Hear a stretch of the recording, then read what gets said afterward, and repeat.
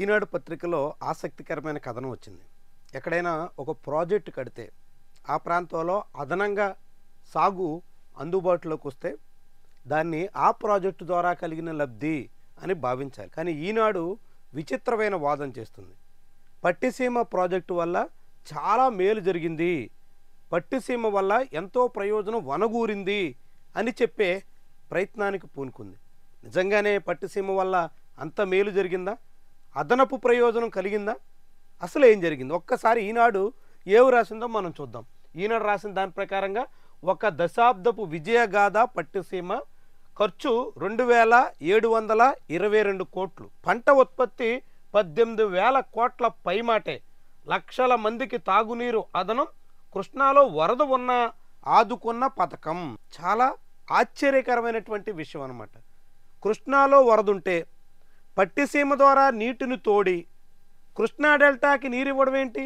అసలు ఎక్కడైనా ఇది సాధ్యమా? కృష్ణాలో వరద ఉంది, అయినా సరే పట్టిసీమ ద్వారా అదనంగా నీళ్ళు ఇచ్చారు అని చెప్తున్నారు.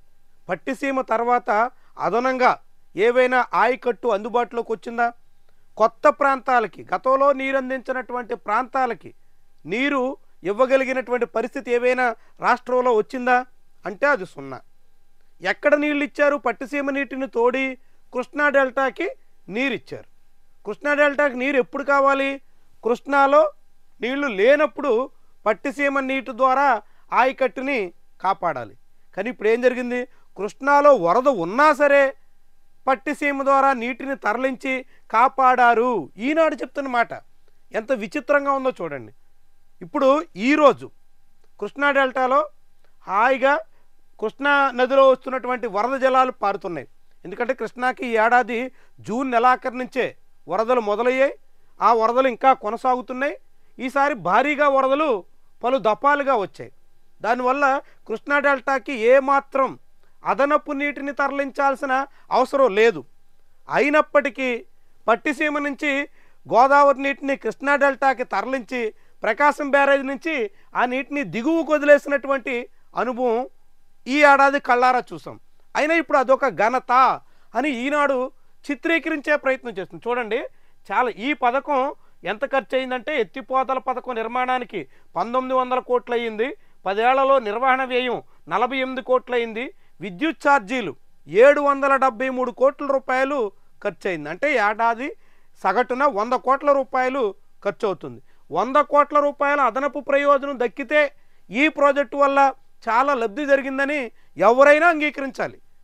100 కోట్ల రూపాయలు పెట్టుబడి పెట్టినప్పుడు 100 కోట్ల ద్వారా అదనంగా లబ్ధి జరిగితే ఆ మేరకు ప్రయోజనం ఉన్నప్పుడు ఎవరైనా ఈ ప్రాజెక్టు చాలా ప్రయోజనం అని ఒప్పుకుని తీరాలి. కానీ ఇక్కడ ఏమవుతుంది? కృష్ణా జలాలు అదనంగా వచ్చాయని చెప్పి ప్రకాశం బ్యారేజ్ నుంచి వృధాగా సముద్రంలోకి వదిలేస్తున్నారు. కానీ పట్టిసీమ నుంచి మళ్ళీ తీసుకొచ్చి ప్రకాశం బ్యారేజ్కి ఎగువన గోదావరి నీటిని తోడిపోస్తున్నారు. మరి ఇప్పుడు 100 కోట్ల రూపాయలు ఏటేటా పెడుతున్నటువంటి ఖర్చు అదనపు ప్రయోజనాన్ని తీసుకొచ్చిందా, లేకుంటే వృధాగా పోతున్నట్ట? ఈ ఏడాది లెక్కలే చూడండి. 100 కోట్ల రూపాయలు ఖర్చు పెట్టి జూన్ నుంచి అక్కడ పట్టిసీమ నీటిని, గోదావరి జలాల్ని ప్రకాశం బ్యారేజ్కి తరలిస్తే మరి ప్రకాశం బ్యారేజ్కి వచ్చినటువంటి వరద నీరంతా ఏమైనట్టు? ప్రకాశం బ్యారేజ్ నుంచి ఎన్ని టీఎంసీలు దిగువకు పోయినట్టు? అయినా సరే ఇక్కడ ఎట్లా చిత్రీకరిస్తున్నారు చూడండి. 2016-17లో 50 టీఎంసీలు జలాల్లో వృధాగా పోయే, అప్పుడు 55 టీఎంసీలు పట్టిసీమ నుంచి తరలించారు. మరి కృష్ణాలో 50 టీఎంసీలు కాపాడుకోగలిగితే ఈ 55 టీఎంసీలు అక్కడి నుంచి ఇక్కడి దాకా తోడి పోయాల్సినటువంటి అవసరం ఎందుకు వచ్చింది? 20 వరకు చూస్తే 2019లో 718 టీఎంసీలు కృష్ణా నదిలో వృధాగా పోయాయి. అక్కడి నుంచి 42 టీఎంసీలు పట్టిసీమ నుంచి తరలించారు. 700 టీఎంసీలు ప్రకాశం బ్యారేజ్ నుంచి దిగువకి సముద్రంలో పోతే 42 టీఎంసీలు పట్టిసీమ నుంచి తరలించి కృష్ణా డెల్టాని కాపాడాం. అసలు ఎక్కడైనా పొందుతుందా? అంతే. 2022-23లో పట్టిసీమ నుంచి ఒక్క టీఎంసీ నీటిని కూడా తోడిన దాఖలాలు లేవు. అయినా సరే మరి కృష్ణా డెల్టాలో ఆయకట్టుకి ఏం సమస్యలు రాలేదే? 2023-24లో సమస్య వచ్చింది. 2023-24లో 58 టీఎంసీల నీటిని తరలించారు. ఆ ఏడాది కృష్ణా నదికి వరద చాలా తక్కువ, 62 టీఎంసీలు మాత్రమే దిగువకి. 62 టీఎంసీలు అంటే గడిచిన 7-8 ఏళ్లలో అత్యల్పం అన్నట్టు. అత్యల్పం 2023-24లో కృష్ణానదికి వరదలు వచ్చాయి. ఆ సమయంలో కృష్ణా డెల్టాకి కొంచెం ఆయకట్టుకు సాగునీటి సమస్యలు వచ్చాయి. ముఖ్యంగా అవనిగడ్డ, పెడన అలాంటి నియోజకవర్గాల రైతులు ఇబ్బంది పడ్డారు. అప్పుడు 58 టీఎంసీల నీటిని పట్టిసీమ నుంచి తరలించారు, కొంతవరకు కాపాడారు. ఇది ప్రయోజనం. కానీ ఈ ఏడాది చూస్తే 2025-26లో 868 టీఎంసీల నీటిని కృష్ణానదిలో ఎగువ నుంచి వస్తున్నటువంటి వరద, అంటే పులిచింతల నుంచి విడుదల చేసినటువంటి వరద, మధ్యలో ఇతర కాలువల నుంచి వస్తున్నటువంటి వరద, ప్రకాశం బ్యారేజ్ నుంచి వృధాగా పోనిస్తే మళ్ళీ పట్టిసీమ నుంచి 11 టీఎంసీల నీటిని తరలించారు. ఇక్కడ కృష్ణాలో వచ్చిన వరదే ఎక్కువైపోయి 900 టీఎంసీల నీటిని కిందకు వదిలేస్తే మళ్ళీ గోదావరి జలాలు తీసుకొచ్చి ఇక్కడ ఉద్ధరించాం, కాపాడాం, మొత్తం కృష్ణా డెల్టాన్ని పరిరక్షించాం, 18,000 కోట్ల రూపాయల సంపద వచ్చింది అని చెప్తే ఎవరి చెవిలో పువ్వులు పెడుతున్నట్టు?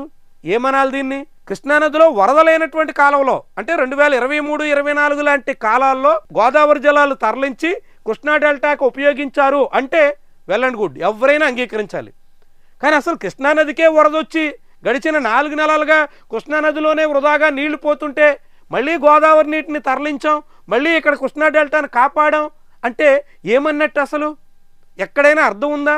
అయినా ఈనాడు ఫస్ట్ పేజీలో ఈ కథనాన్ని రాసి పట్టిసీమ ఇక వరప్రసాదిని, ఇక పట్టిసీమ వల్లే కృష్ణా డెల్టా కాపాడారు, పట్టిసీమ లేకపోతే కృష్ణా డెల్టా ఎండిపోయేది అన్నట్టుగా చిత్రీకరించే ధోరణి ఎంత వక్రీకరణగా చూడాలి, ఎంత వక్ర భాషం చెప్తున్నట్టుగా మనం అర్థం చేసుకోవాలి.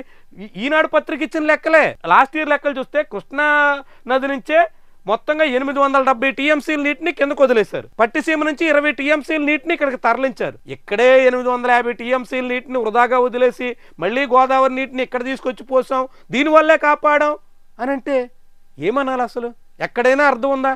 ఒక్కసారి ఆలోచించండి మీరు. ఈనాడు చెప్తున్నటువంటి లెక్కల ఆధారంగా చూస్తే 800 టీఎంసీలు పైబడి కృష్ణాలో వృధాగా కిందకు వదిలేస్తే 20 టీఎంసీల నీటిని పట్టిసీమ నుంచి తరలించి కృష్ణా డెల్టాను కాపాడాం అంటే అర్థం ఏంటి? 850 టీఎంసీల నీటిని కృష్ణా నదిలో ప్రకాశం బ్యారేజ్ నుంచి ఎందుకు కిందకు వదిలేశారు? 20 టీఎంసీల నీటిని గోదావరి నీటిని పట్టిసీమ ద్వారా తరలించి కాపాడగలిగామని ఎందుకు భుజాలు చరుచుకుంటున్నారు? దీన్ని ఏమనాలి? ఒక్కసారి ఆలోచించండి.